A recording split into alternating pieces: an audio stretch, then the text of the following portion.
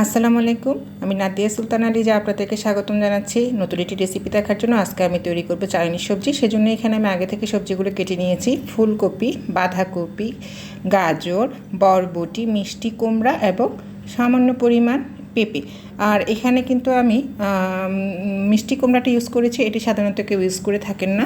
আর এগুলোকে আমি সামান্য একটু লবণ দিয়ে সিদ্ধ করতে দিয়ে দিয়েছি এবং ওদিকে কিন্তু আমি একদম বরফ ঠান্ডা পানি রেডি করে নিয়েছি। হাফ সিদ্ধ হওয়ার পরে ঠান্ডা পানিতে ছেড়ে দিচ্ছি।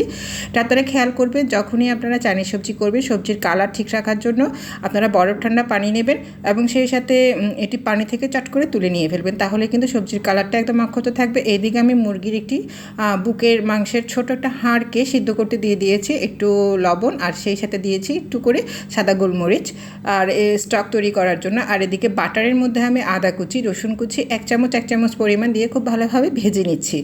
আর স্বাদ বাড়ানোর জন্য কাঁচামরিচ ফালি দিয়ে দিয়েছি। এটি কিন্তু আমি আমার নিজের মতন করে তৈরি করেছি। আর ওদিকে যে আমি মুরগির বুকের একটু হাড়ের সাথে যে একটু মাংস ছিল সেইটুকুকে হাতের সাহায্যে কুচি কুচি করে এখানে আদা রসুন কুচির সাথে ভেজে নিচ্ছি। আর মোটা করে কেটে রাখা পেঁয়াজ ফালিগুলোকে এখানে আমি দিয়ে দিলাম। সেই সাথে দিয়েছি আমি একটু সুন্দর হওয়ার জন্য, কালারফুল হওয়ার জন্য টমেটোটা কিন্তু পুরোপুরি পাকা হবে না, হালকা কাঁচা টমেটো, একটু শক্ত টাইপসের যে সেটা ইউজ করার চেষ্টা করবেন। এই সাথে দিয়ে দিলাম আমার সব সবজিগুলো। আপনারা আপনাদের পছন্দ মতো যে সবজি পছন্দ করেন সেই সবজি দিয়ে তৈরি করবেন। এই চাইনিজ সবজিটা খেতে কিন্তু খুবই মজা হয়, আর কিন্তু এর কিন্তু বাচ্চাদেরকে আপনারা খুব সহজেই খাওয়াতে পারেন। এখানে কিন্তু আমি একটু সেদ্ধ মটরও ইউজ করেছিলাম। এটা আমি ডিপ থেকে বের করে সরাসরি কিন্তু সবজির সাথে দিয়ে দিয়েছি এবং খুব ভালোভাবে নাড়ছি।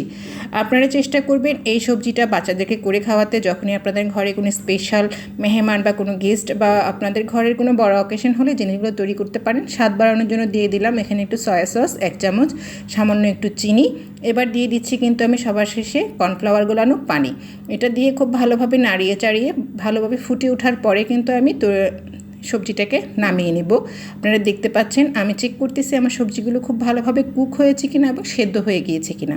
তো দেখছেন আমার সবজিগুলো কিন্তু খুব সুন্দর একটা কালার চলে এসেছে। আপনারা কিন্তু চাইলে মিষ্টি কুমড়াটি স্কিপ করতে পারেন। আমি কিন্তু এখানে কর্নফ্লাওয়ার গোলানো পানি কিন্তু খুব বেশি একটু কর্নফ্লাওয়ার ইউজ করিনি। আপনারা দেখবেন রেস্টুরেন্টে কিন্তু কর্নফ্লাওয়ারটা একটু বেশিই দিয়ে থাকে, আমি একটু অল্প পরিমাণ কর্নফ্লাওয়ার দিয়েছি, আপনারা চাইলে বেশিও দিতে পারেন। তৈরি হয়ে গেল আমার চাইনিজ সবজি কালারফুল। আমার এই রেসিপিটি যদি আপনাদের ভালো লেগে তাহলে আপনারা আমার চ্যানেলটি সাবস্ক্রাইব করে দেবেন। সবাইকে ঈদের অগ্রিম শুভেচ্ছা। চাইলে কিন্তু এই ডিশটা আপনারা আপনাদের ঈদের দিন আপনার ডাইনিং টেবিলটাকে সুন্দর করে সাজিয়ে নিতে পারেন। দেখার জন্য ধন্যবাদ সবাইকে।